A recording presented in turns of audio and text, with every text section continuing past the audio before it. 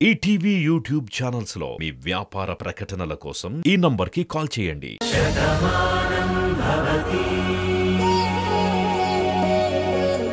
ఏంటి నీలిమా ఇంత ఆలోచిస్తున్నావు? చెప్పాలనుకున్నది చెప్పేయాలి, మనసులో ఉన్నది కక్కేయాలి. అప్పుడే నువ్వు ప్రశాంతంగా ఉంటావు.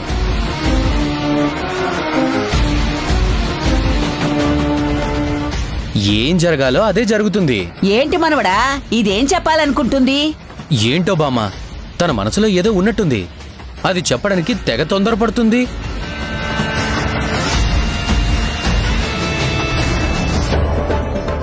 మనసే లేని దీని మనసులో ఇంకోటి ఉందంటావా? ఏమేం మిడిగుట్లదానా, మనసులో ఏముందో చెప్పు. బామ్మ, అదేంటంటే... ఏంటి నీలిమా, మళ్ళీ ఏదైనా కల్పించి చెప్పాలనుకుంటున్నావా?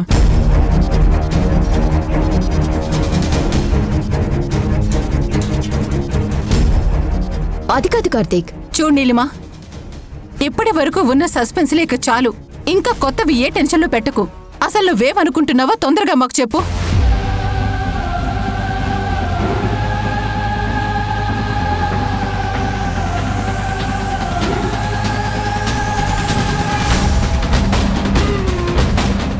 చెప్పు నీలిమా. అంటే అది ఏంటంటే భాను...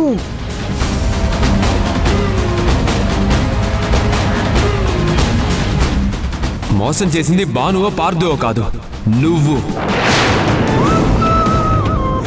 అమ్మ దగ్గరికి నిజం చెప్పడానికి వెళ్ళావంటే చంపేస్తాను నీలిమా. బాను అని అలా ఆగిపోయావేంటే? తర్వాత ఏంటో చెప్పి చావు. అది బామ్మ, భాను చాలా గొప్పది. కార్తీక్ ని ఎంతో జాగ్రత్తగా చూసుకుంటుంది. ఇలాంటి భార్య నిజంగా కార్తీక్ కి దొరకటం చాలా అదృష్టం.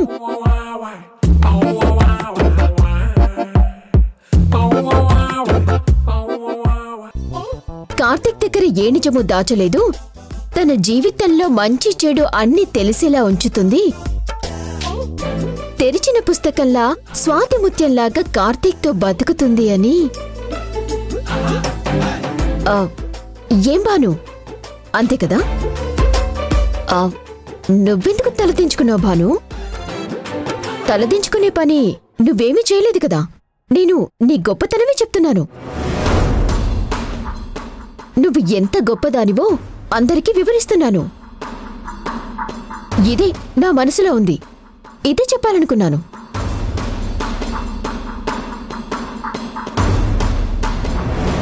ఇదేనా? ఇదేదో పెద్ద రహస్యంలాగా దీని గురించి నువ్వెంతసేపు ఆలోచించావు? భాను మీద నా కోపం వచ్చింది. కార్తీక్ బాధ్యత తీసుకోమని చెప్పేసి నేను నీతో చెప్పాను. కానీ నువ్వేం చేశావు? ఇదేది కూడా నువ్వు పట్టించుకోకుండా ఇప్పుడొచ్చి భాను చాలా గొప్పది అని చెప్పేసి చెప్తున్నావు. తను గొప్పది మంచిది కాబట్టి ఇదిగో కార్తీక్ ని పట్టించుకుంటుంది. నువ్వు కొత్తగా నాకేమీ చెప్పక్కర్లేదు.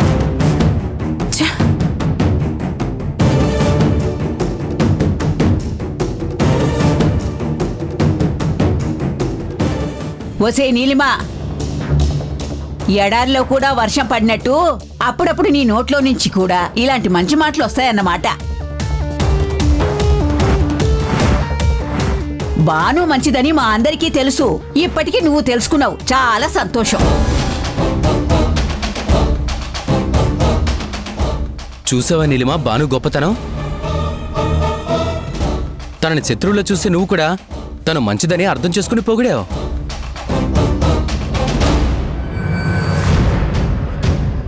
నీ అభిప్రాయాన్ని ఇలాగే ఉంచుకో. అప్పుడే నువ్వు ప్రశాంతంగా ఉంటావు, అందరూ ప్రశాంతంగా ఉంటారు. నువ్వు అత్తయ్య గారిని అనవసరంగా డిస్టర్బ్ చేయకుండా ప్రశాంతంగా ఉండు, సరేనా?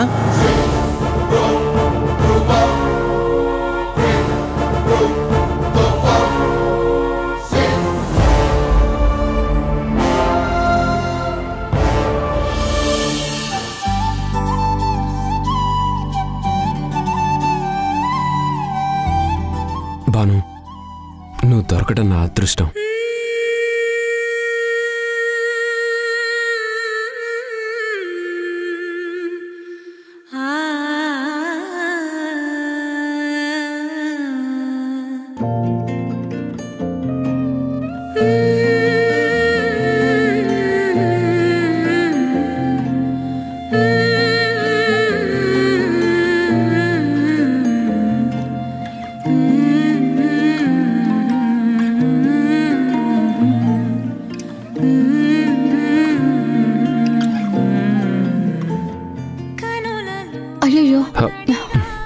భాను ఏంటిది?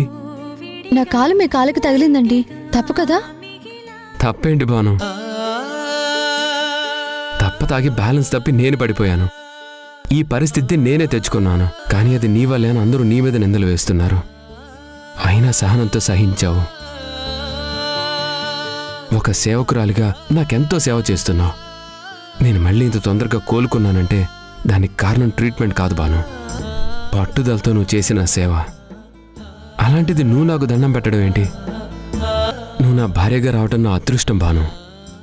చూసావా ఊర్మిళ, చిన్నప్పుడు వాడి చేయి పట్టుకుని అడుగులు వేస్తూ నువ్వు నడక నేర్పావు.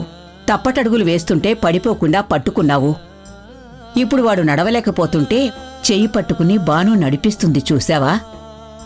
వాడితో 7 అడుగులు నడిచినందుకు, జీవితాంతం నడిపిస్తాను అని మాటిచ్చినందుకు వాణ్ణిప్పుడు నడిపిస్తుంది. బాను దొరకడం నిజంగా వాడి అదృష్టం ఊర్మిళ.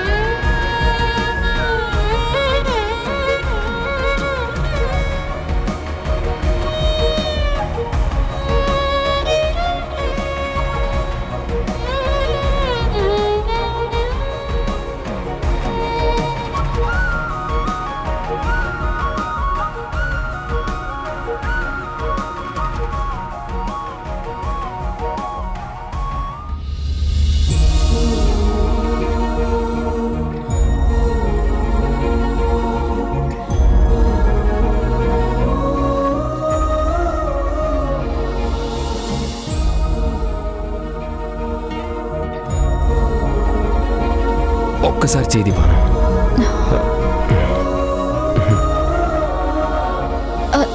చూసుకోండి.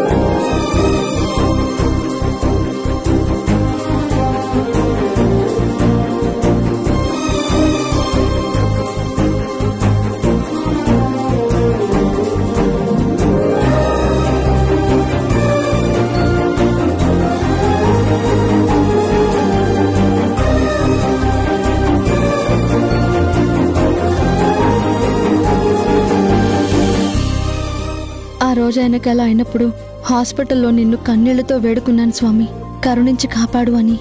నా ఐదో తను నిలుపు అని కోరుకున్నాను. మనసారా కోరుకుంటే ఆ కోరిక నెరవేరుస్తాను అని నిరూపించావు. మళ్ళీ ఆయన మామూలు మనిషి అయ్యారు. ఇంకా జీవితంలో ఎలాంటి ప్రమాదాలకి గురి కాకుండా, ఏ దుష్టగ్రహాల కళ్ళు మా మీద పడకుండా నువ్వే కరుణించు స్వామి.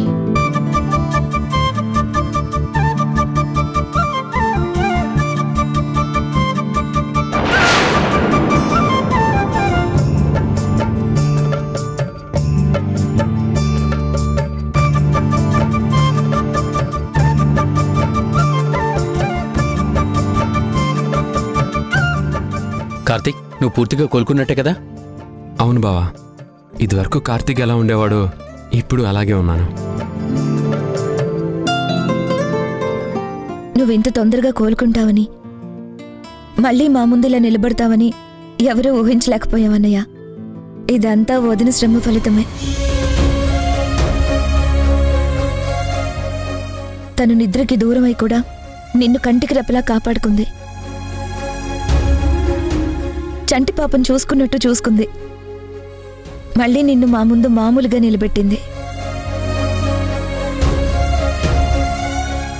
చాలా థ్యాంక్స్ వదినా. నాకెందుకు థ్యాంక్స్ చెప్తున్నావు చాందిని? నేనేమీ గొప్ప పని చేయలేదు. భర్త విషయంలో భార్య పాటించాల్సిన ధర్మాన్నే పాటించాను. భార్య అంటే బానిస కాదు, బాను సేవ చేయాలనుకోవడానికి. కానీ నువ్వు మాత్రం ఒక దాసిలాగే చేశావు.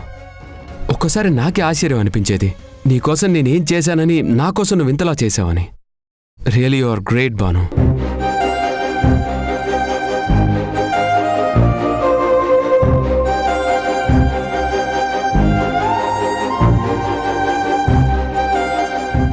అంతేనండి, కొన్ని విషయాల్లో ఎంతో టైం పడుతుంది అనుకుంటాం, అవి త్వరగా జరిగిపోతాయి.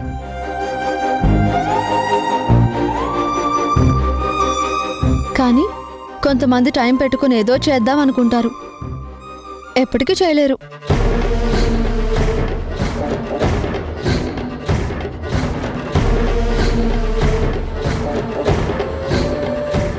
ఇప్పుడు చెప్తున్నాను విను. సరిగ్గా ఈ రోజు నుంచి నెల రోజులు తిరిగేసరికి నీ ప్రాణం అనుకున్న కార్తిక్తోనే నిన్ను ఇంటి నుంచి గెంటించేస్తాను. ఆకాశంలో చుక్కలా మిగిలిపోయేలా చేస్తాను. అలా చేయకపోతే నా పేరు నీలివాణి కాదు.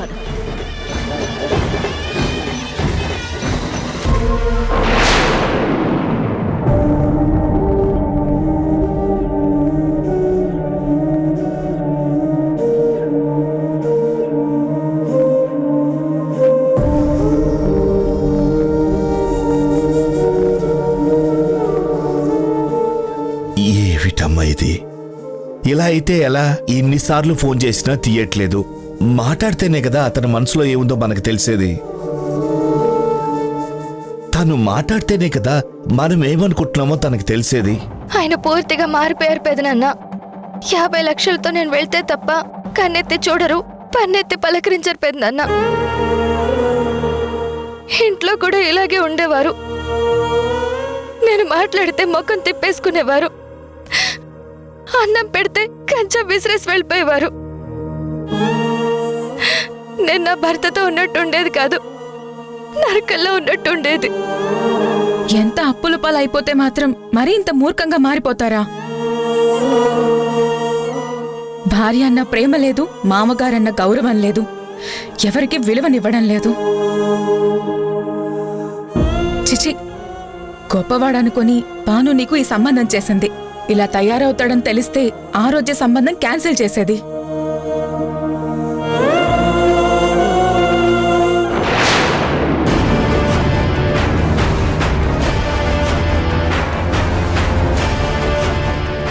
అరే బాబు, మీరా? అక్కడే ఆగిపోయారే, రండి. పర్వాలేదే, నేను లేననుకొని తిట్టుకున్నారు. వచ్చానని తెలియగానే ఎంత మర్యాదిస్తున్నారు. నటించే బుద్ధి వైశాలికి ఎలా వచ్చిందా అనుకున్నాను, మీ నుంచే వచ్చిందా? ఏంటండి ఆ మాటలు? పెదనాన్నతో ఇలాగేనా మాట్లాడేది?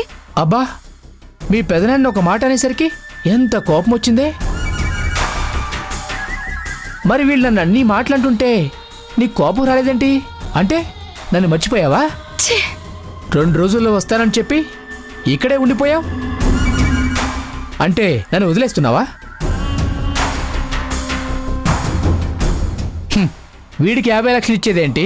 ఇంకెవరికైనా 10 లక్షలు ఇస్తే ఇంకో కొత్త భర్త వస్తాడని ప్లాన్ చేస్తున్నారా?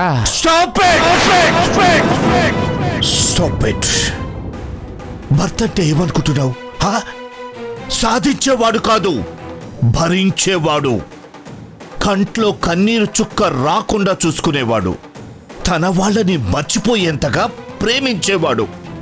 వాడు భర్త అంటే. అలాగే ప్రేమిస్తాను. నేను అడిగిన 50 లక్షలు ఇస్తే. వ్యాపారం నువ్వు చేసి నష్టపోయావు, అప్పులు నువ్వు చేసావు, దానికి వీళ్ళెందుకు ఇవ్వాలి? భార్య పుట్టింటి నుంచి డబ్బులు తీసుకురమ్మని చెప్పడానికి సిగ్గులేదా నీకు? ఇంకా నయ్యం, పుట్టింటి నుంచి మాత్రమే తెమ్మని చెప్పాను, ఇంకొకటి దగ్గరికి వెళ్ళి తీసుకురమ్మని చెప్పానా?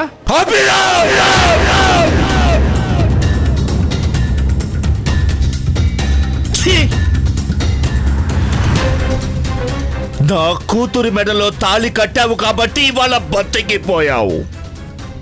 అదే ఇంకోళ్ళయ్యుంటే ఇక్కడే చంపి పాతేసి జైలుకెళ్ళి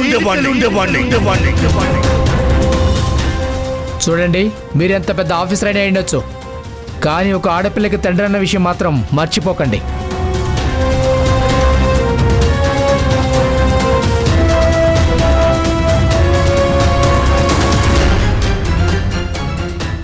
దేశాన్నేలే రాజైనా అల్లుడి ముందు తల వంచుకునే ఉండాలి. ఎందుకంటే మీరు ప్రాణంగా పెంచుకున్న ఆడపిల్ల మా ఇంట్లో ఉండాలి. మీరు ఇలాంటి వేషాలు వేస్తే తను మీ ఇంట్లోనే ఉండిపోతుంది, ఒంటరిగా మిగిలిపోతుంది. అది గుర్తుపెట్టుకోండి. 3 రోజులు టైం ఇస్తున్నాను.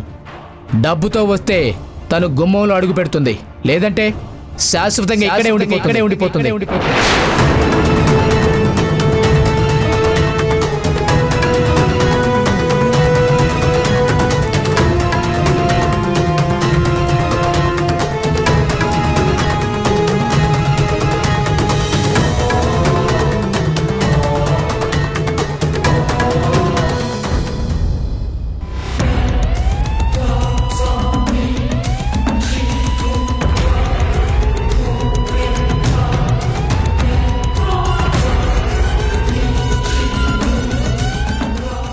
మావయ్య, ఎలా ఉన్నావు మావయ్య?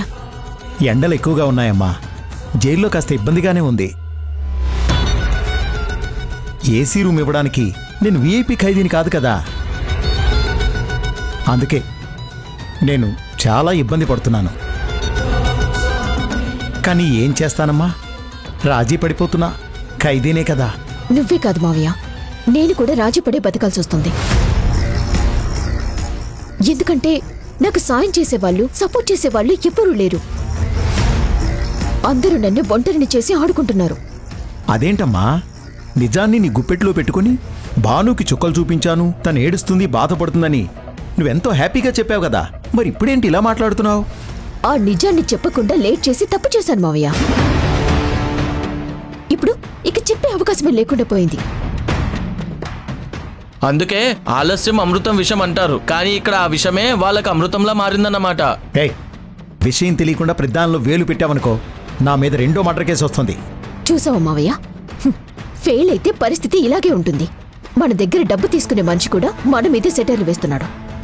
అసలు వీడి సంగతి ఎందుకులే గాని, అక్కడ నిజం చెప్పలేక నువ్వు ఇరుక్కున్నావన్నమాట. చూడమ్మా, అస్తమాను నువ్వు ఇలా భాను చేతిలో ఓడిపోయావనుకో, ఇంటి ముందున్న చెప్పులుకున్న విలువ కూడా నీకుండదు. ఏదో ఒకటి చేసి భాను ఇరికించమ్మా. ఆ అన్నా చెల్లెలాడిన నాటకానికి సరైన గుణపాఠం చెప్పాలని నేను అనుకున్నాను మావయ్య. కానీ ఇదిగో ఇప్పుడు ఈ నిజం చెప్పాననుకో, ఎన్నాళ్ళు ఆ నిజం దాచినందుకు నేను దోషనవుతాను. ఇదే అవకాశంగా తీసుకుని పార్థు తెలివిగా నన్ను ఇరికించాడు, భానుని తప్పించాడు. ఓహో, ఇదంతా పార్థు ఆడిన నాటకమా? అయితే ఇంకే వాడికే గుణపాఠం చెప్పాలి. ఎలా మావయ్య? తన భార్య తల్లి కాబోతోందని తెగ మురిసిపోతున్నాడు కదా, ఆ ఆనందాన్ని ఆవిరి చేసేయి. అంటే చాందినికి అబార్షన్ అయ్యేలా చేయమంటావా? అవునమ్మా, ఆ ఊర్మిళ పెద్ద కొడుకు రాముయే పుట్టబోతున్నాడని కలలు కంటున్నారు. ఇప్పుడు ఈ పని చేశావనుకో, తట్టుకోలేక కన్నీళ్లలో మునిగిపోతారు. అది భాను వల్లే జరిగిందని నమ్మించావనుకో, కట్టలు తెంచుకున్న కోపంతో భానుని ఇంటి నుంచి గెంటేస్తారు. అప్పుడే నువ్వనుకున్నట్టు ఆ ఇంట్లో పాగా వేయగలుగుతావు.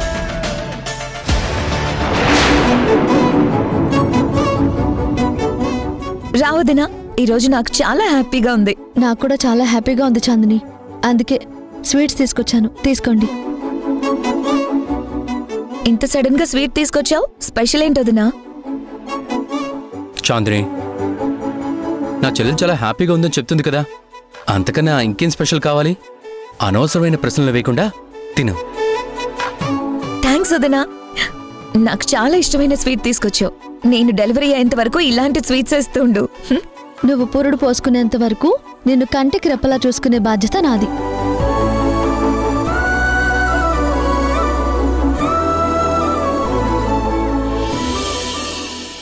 ఆ పని ఎలా చేయాలి మావయ్య?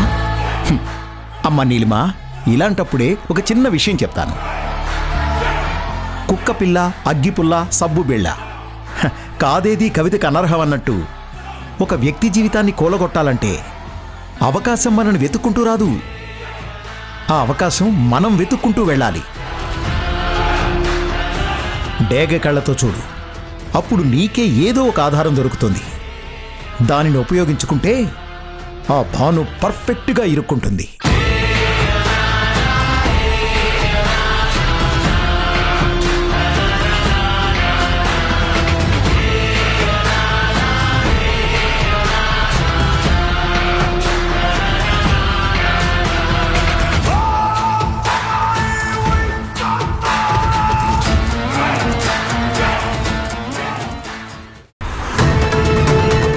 చాందినికి తర్బూజా ఇస్తున్నావా?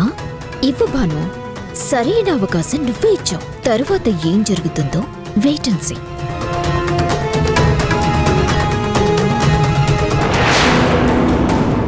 చాందిని, ఈ ఫ్రూట్స్ తిను.